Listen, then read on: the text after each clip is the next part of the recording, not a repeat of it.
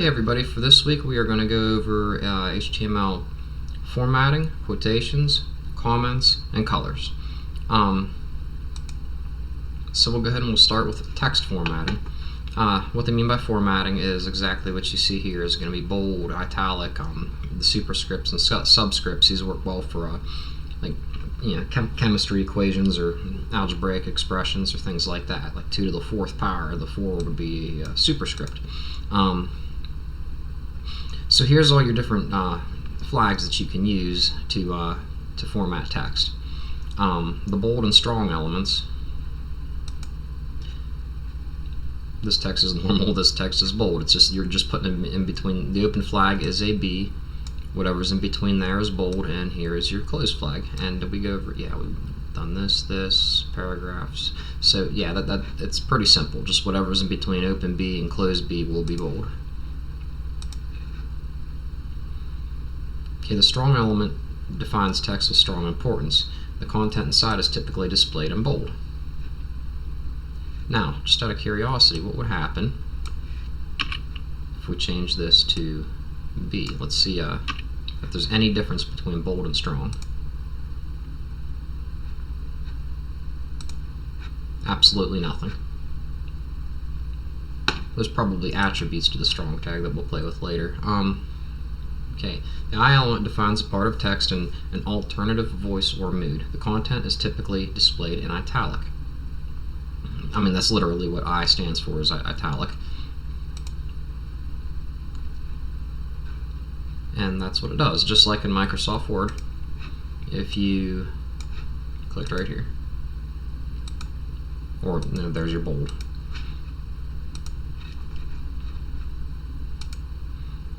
So I hope you guys are seeing a lot of what's done in HTML is basically manually doing what you would do in Word. You're using flags instead of just clicking the buttons.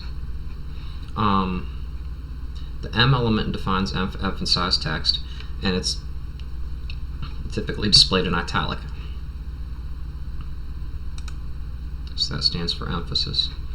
Now again, let's see if there's any difference between EM and I. Nope, exactly the same thing, just a different way of saying it. The small element defines smaller text. This is some smaller text. I mean, pretty cut and dry. Where these tags come in handy, if you're typing something out, I mean, you could type in, your font tags and whatnot, and surround this in font tags. But having the font tags now as a style in your paragraph tag makes using these flags almost necessary, because they can conflict with one another. So if you have in your paragraph to your font equals 50 excuse me, 50 px or whatever you want it to be, and then you try to reduce the font by putting flags around it, first off, those tags aren't recognized by HTML5 anymore, so they had to invent things like this. And also remember that you can put in your paragraph tag as an attribute bold or italicized text in there as well. So if you're specifying that in there that it's bold or italicized, then or if you're specifying that it's not, then those tags would come in handy.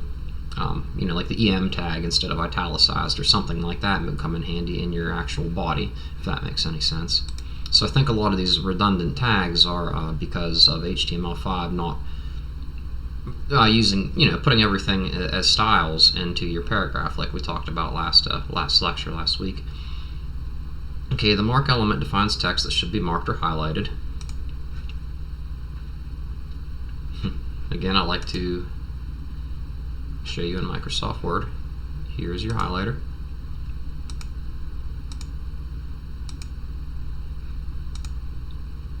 Oh, it's not highlighted anymore, that's why.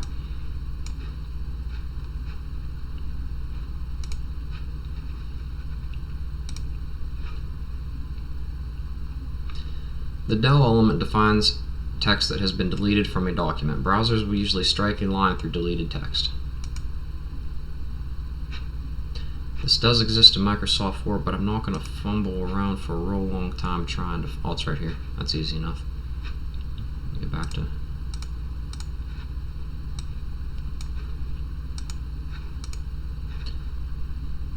So again, that's something that Microsoft Word has, and you can manually do it on your web page.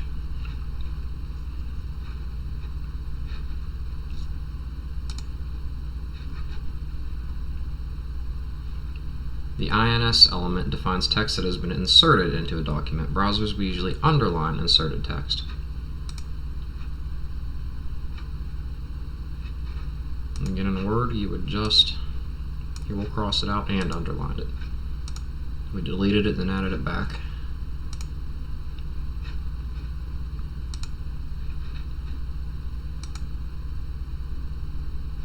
Now, quotations... I'm a little confused on why there is actually a flag for quotation marks. Because I'll show you right here. I'll put the quotes around 1,000,000.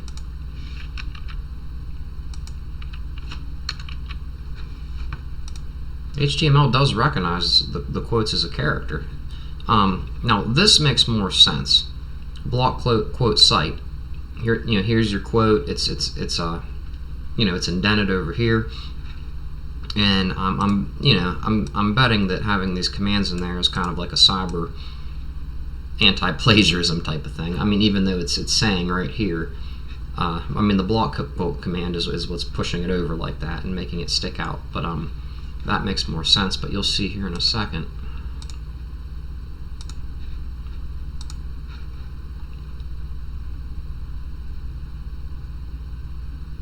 Yeah, Q for short quotations. And there they are right there. But like I said, what is so wrong about just doing it this way? I guess we'll find out eventually, I'm sure. But I don't know the answer to it at this moment, because it recognizes the same exact ones just by typing it off the keyboard. So why would you use a flag?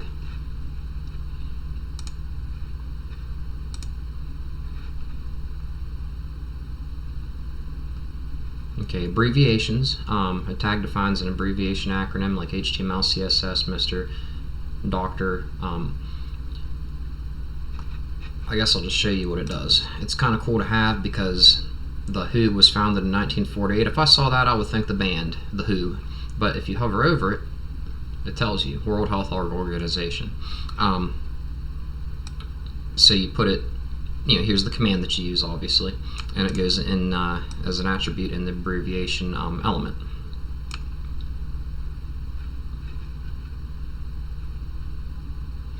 I guess I should specify that wouldn't show up if the word title wasn't in here. Oh, when I say wouldn't show up, this wouldn't show up. That little box you see right there, World Health Organizations. Okay, the address for contact information. That usually just means it just makes it italic, but it looks a lot better when it's like this.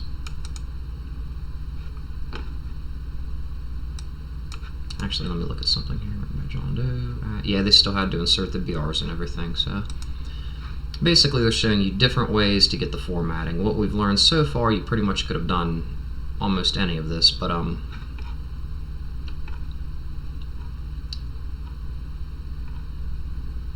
the block quote would have been tricky because you would have had to insert a lot of spaces and try to get it lined up. So that one's kind of a cool new one to learn. Cite for work title. It defines the title of creative work. I don't know what. Okay, a note. A person's name is not the title of work. The text in the cite element usually renders in italic. So again, it's just another thing.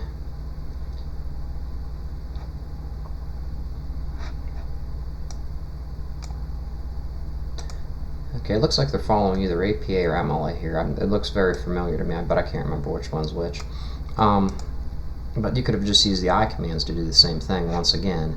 Maybe it's easier for the programmer if you break things down this way. It'd be easy, it's easier on the eyes for other people to find, figure out what you were trying to do.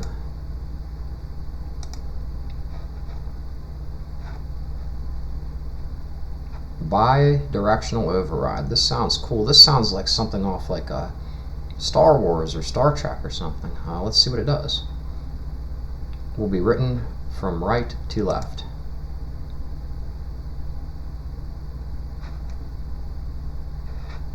RTL, oh.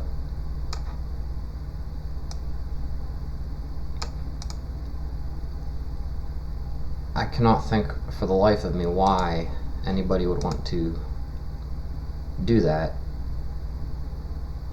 but I guess you can, and here's the tag for it. A lot of this stuff almost seems like so far, you know, it's just for kind of playing with.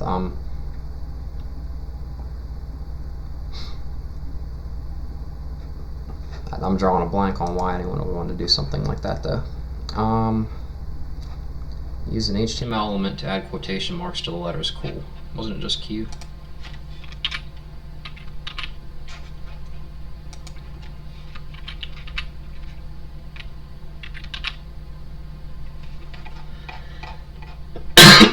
Instead of, yeah, that's all it is. That's correct.